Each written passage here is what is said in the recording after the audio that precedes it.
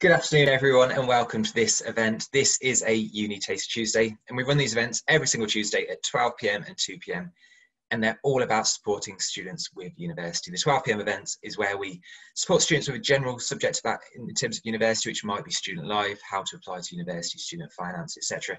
And then the 2 p.m. event is usually when we introduce students to studying a particular subject at university, anything from history to medicine, to really give you information about courses so you can make really good decisions in the future. So whether you're joining us as an individual student or as a school group, or perhaps even watching back on the recording, a really warm welcome, and I hope you find this event really useful today. But today, given that the start of term is fast approaching, we're going to do things a little bit different. And I'm delighted to be joined by Robbie Pickles, the Head of Student Recruitment at the University of Bath. And Robbie is going to kindly answer some questions that a lot of students are asking us, and I know a lot of students will be concerned about at present. So a big thank you to Robbie for doing so and putting himself out there and answering these questions live. And fingers crossed, if you're watching this live or watching back on the recording, it'll be really useful for you. And really, this event is going to help students that are considering applying to university in the next academic year. So we're looking at starting university then in 2021, but also maybe students that are interested in applying the year after that as well. So how we're going to structure this event is I'm going to host the event and I'm going to ask questions directly to Robbie. Robbie's kindly going to provide answers, and then it's going to come back to me afterwards. And Robbie, if you don't mind, I'll get straight into it with the first one, if that's okay with you. I'm conscious of time as well. So we'll start off. A lot of students are asking about how universities are basically undertaking their own teaching and assessment in the current challenges. They might be aware of what their school and college are currently doing, but it'd be interesting just to get a grasp of what universities are doing for both students starting this year, but also existing students. So do you mind just giving us an overview, Robbie? Yeah, hi, John. Thanks for the introduction, and happy to answer all of your questions, I hope, and hopefully I can provide some useful answers. Just for clarity for people, you've introduced me as working at Bath, which is true, but I have worked at 3 other universities as well, and what I'm going to try and do in this session is give a sense of what all the universities are doing, have a sector-wide approach, not just about what's going on at Bath, and I hope that will be more helpful for people to get a sense of how things are going to play out everywhere. In terms of your question around how the teaching and learning is going to work, what most universities are looking at doing is finding ways of providing teaching in a less face-to-face setting, in a way that can be considered safer, where students can potentially learn in a more isolated way, where normally a lot of teaching at universities is in big rooms with lots of people, shifting towards the ability and the option to have online teaching, online learning. And what most universities are looking at is what's called a blended approach, blended learning. Blended learning is not a new idea. It's been going on for a very long time. And, essentially, it just boils down to some learning online, some learning not online. And I think what most universities are committing to, probably quite sensibly at this point, is blended learning, but not necessarily with a fixed volume to the blends, in the sense that as campuses restart, as students start to move towards campuses and spend more time on campuses, it will be very difficult for unis to understand exactly how things are going to play out. I mean, the one thing we've learned from the last few months is that everything's quite uncertain. Things aren't always going to happen as expected. So what a lot of universities are doing is saying it's blended learning. We know we can do a lot of the teaching online, and we'll try to do that where we can. And it might be that over the course of term 1, term 2, maybe even into next year, depending how things play out, there may be more or less of some or other of the options, whether that's more online, less online, whether that's different things being online, different things at different times. And I think universities will learn quite a lot from what they're doing as well. The key thing to say for students who are starting this year is this has now been happening for a few months. Universities had to shift to blended learning quite quickly, so there has been a lot of learning already. But I do think that universities will get more used to this. And what's quite likely, particularly if there are people here thinking about applying next year, the year after, the learning from blended learning opportunities, I think will cause universities to change, even if just a little bit, into the future, in terms of thinking about how they provide information digitally, thinking about how people can maybe learn more at a distance or less frequent campus visits. That there's going to be a lot here which could cause some change. Thanks, Robbie. Appreciate that. And you mentioned, I'm going to drift subject a little bit, and I'll do that a fair bit over the next 20 minutes or so. with my next question. But you mentioned in terms of the answer about dealing with uncertainty, etc. And one thing that a lot of students will be aware of this year is A-level results day. So and the position changing very, very quickly. Do you mind just providing an overview from a university perspective of kind of what the situation was, given that the students got the results and then the system then changed quite radically very quickly, and how universities approached results day this year? Yeah, so results day this year was challenging for a number of reasons. I think, you know, it's well publicised, you know, that there were changes in how A-level results were delivered. It wasn't just in England as well. There were changes in how the Scottish results were delivered as well, elsewhere across the UK. So, you know, there was uncertainty there. And that uncertainty caused difficulties for universities, but more importantly, it caused difficulties for many students who either received results which they weren't expecting or that weren't in line with what they were hoping for, who then maybe received results that had changed, and sometimes they would have become more in line with what they're hoping, but sometimes they maybe still wouldn't. So there's a lot of students in very different situations who've had a very different experience of the last few weeks. And the real challenge for universities is we receive results in good faith. We take them seriously when we receive them. You know, we want to honour them, and we've made offers to students who which are dependent on particular results. In any year, landing the admissions result is challenging because universities will always make more offers than the number of students who they expect to attend. In a way, that's kind of forced on universities because students will choose more than one university to go to. So, you know, there's always an element of choice in the system. I think for a lot of universities, what's been quite challenging is trying to achieve a result which is mutually beneficial when the results have been changing during the process, and that's caused a lot of frustration for some people. I think it's worth bearing in mind that it's been quite a different experience at different institutions.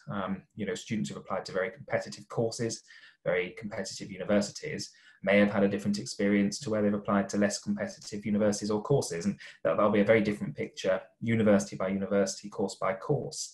And that's been really challenging. And you know, the real challenge is you know, when you run a university, it's very problematic that we've got these challenges, but the real challenge, the important focus is on the prospective students. And for some people, they will have been very frustrated, very upset, very concerned. And, you know, universities have, you know, my experience, people I've spoken to in admissions, you know, across the picture, they've worked really hard to try and accommodate students. It hasn't always been possible. You know, there've been challenges which have been very difficult to overcome, particularly because the capacity issue would be a problem anyway. But this year, the capacity is more acute because of coronavirus and because of wanting to keep campuses safe. So what would have always been a challenging thing was made even more challenging, and that's been very difficult. Thanks, Robbie. Yeah, really, again, really, really useful answer. So the first two questions, Robbie, what I wanted to do is kind of talk about the situation that's you know, in many terms has been and gone, not obviously completely, but you know, a lot of students interested in university next year might have perhaps heard about the challenges with results day. They might have heard about how universities are going to, you know, deliver lectures and everything else. And I thought it was a good way to start things off.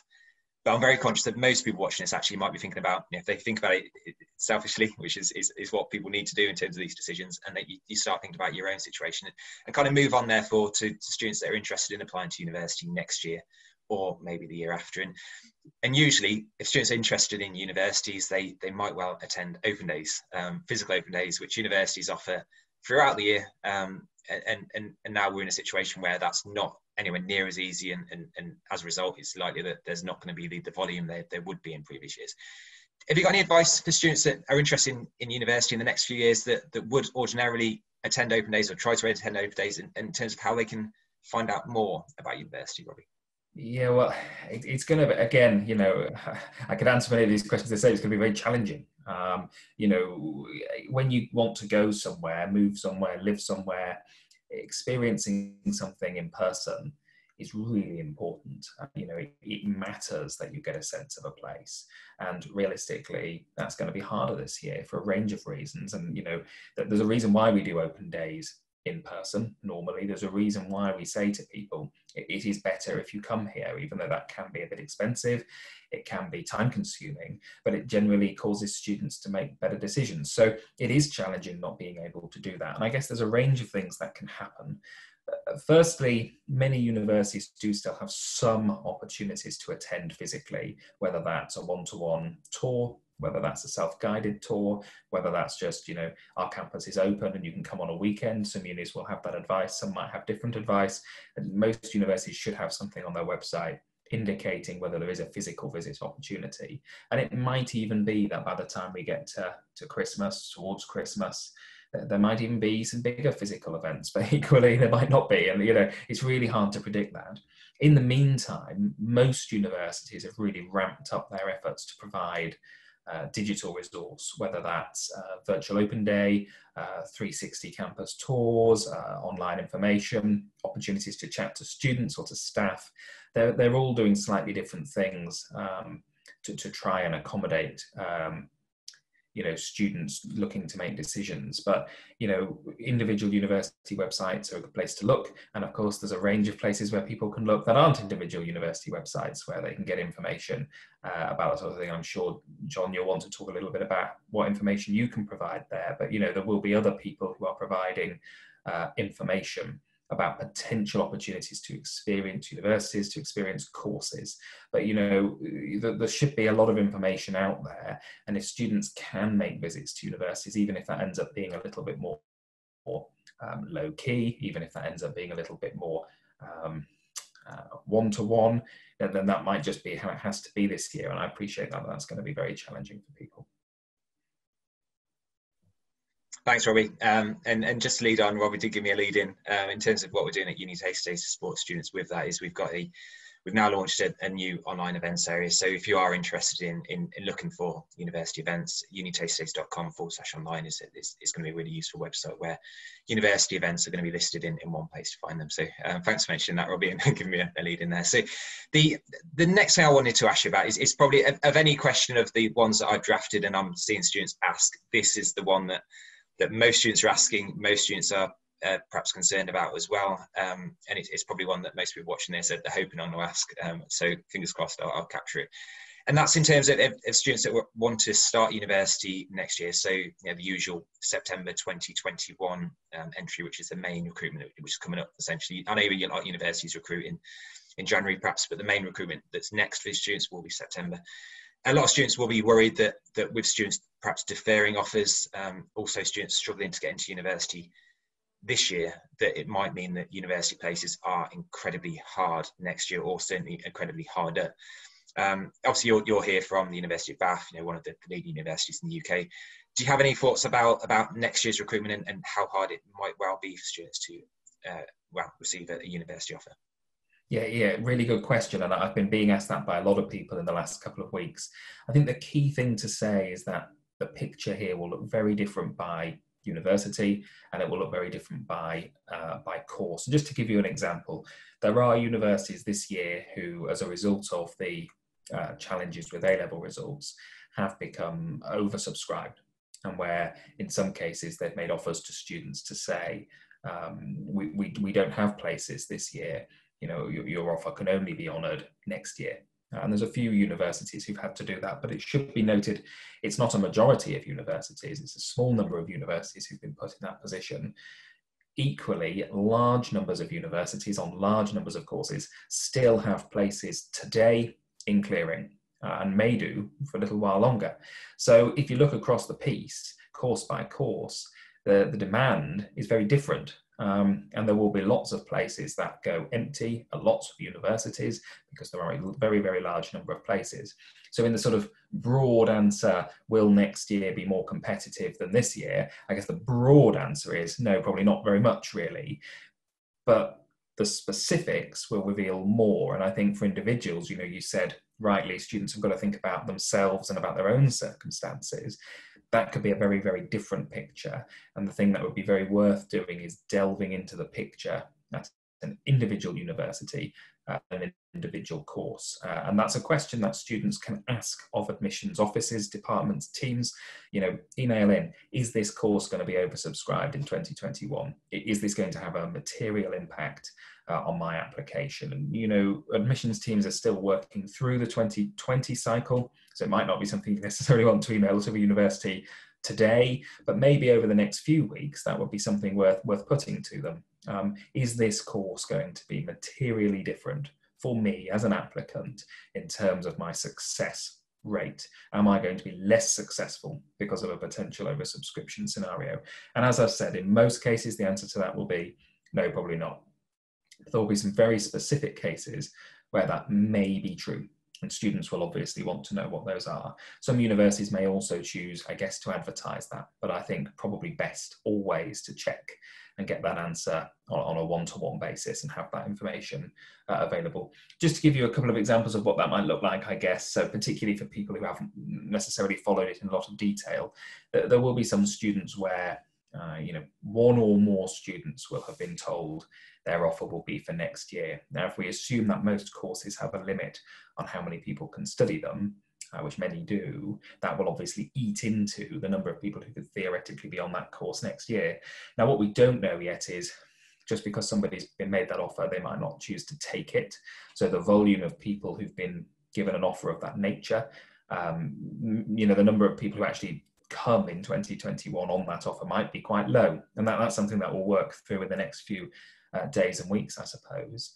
But also universities will be looking at questions of, are those caps that can over the course of a year be moved? So if, for example, a course has become a little bit oversubscribed, a university might say, well, look, with the benefit of a year and the knowledge of that oversubscription, maybe we can make more space available, more places available, more opportunities available. So what the picture looked like this year can vary into next year. So there's all sorts of variables that can have an impact. Only individual universities, only individual course level information. That's the only way you're going to be able to find out if your application is going to be affected, and asking that question is a good thing to do. Thanks, Robbie. Again, an excellent answer. Really, really appreciate that. So, in kind of leading on from that question, so you've got a student that potentially is applying. So, say the scenario: a student is interested in a particular course at university. Excellent advice to contact university. They then contact universities, and universities, perhaps say that is a course that is going to be subject to high demand, and therefore that will make entry harder for a student. Do you, in terms of advice for students that are applying for university next year or the year after, in terms of maximising their chances of being made an offer, particularly for oversubscribed or very competitive courses, what advice could you give us today, Robbie, on maximising their chance of receiving an offer? Yeah, of course. Well, the general advice will remain true to some extent. So, it's always worth asking universities the criteria on which they make a selective choice. So if you are applying for a course that is competitive or typically oversubscribed, it's always worth saying to a university up front, look, I want to be competitive. I want to be a student who stands out. What, in your view, is a standout candidate? Because different universities might look at that differently. For some courses, it might be a really good personal statement, but even if you dig into that, it might look different for different universities. What counts as good? It might be that there's an interview or a test. It might be that different qualifications, achieving different amounts, having extra qualifications may or may not have a bearing. So different universities will look at that differently. So the general advice would be, think carefully about how you can learn what a university wants you to do and then determine whether you can or can't do it. That's always good advice. And if you think you can meet those criteria, great. And I hope universities will help you, support you to do that. In terms of giving you that advice. I guess the slightly more specific advice just for this year, as in 2021 entry, would be students will need to think very carefully about what is and isn't worthwhile. Now that's always true. Whenever you apply for a competitive course, you've got a value judgment to make as a student. There's a hoop to jump through, there's a task to achieve or perform. Can I be bothered, I guess, is a basic question. Is it worth it? Is this a university or a course I want to do to the extent that I'm willing to do whatever thing it is that the university says? And students are making those decisions all the time. That's really normal. But I guess next year, universities might give slightly different advice, and then students might want to make slightly different decisions. So I'm going to make up a fictional example, but if a university said, there's only one place next year. And just to be clear, I think this is a very unlikely theoretical scenario, but let's say you said to university, look, I really want to come and do a particular course. Is it going to be more competitive? Yeah, it's going to be really competitive. There's only going to be one place. and we expect 1,000 students to apply, that's a ludicrous scenario, but in that scenario, you probably wouldn't bother, right? Because unless that was a really good place, and even then, you know, I think you'd think that was a bit of a time-wasting exercise. But, you know, if a university said, yeah, it's a little bit more competitive than usual, a little, but realistically, students who get the grades or students with fairly good personal statement are quite likely to get an offer, then you might think, well, that's okay, that doesn't make much difference to me. And students need to exercise judgment based on the information that they receive. So I can't really give advice on what a student should do, but I would say, you know, any student who's thinking about making a university application should think carefully about the information they've received and how that, you know, how that impacts on the choice that they want to make, you know, and think very carefully. Thanks, Robbie. Again, excellent advice, and it's so difficult to provide advice for all courses. And I think that Robbie's mentioned a few times in this session about contacting universities, and yes, universities no doubt at the moment will be really incredibly busy, so you might want to, you know, leave it a little while before you do contact them. But I think that you know, as Robbie's touched on several times, just open that dialogue, find out how competitive courses are, and then perhaps ask questions about how you can make your application stand out. You know, should you potentially be one of 1,000 or anything else that are interested in it.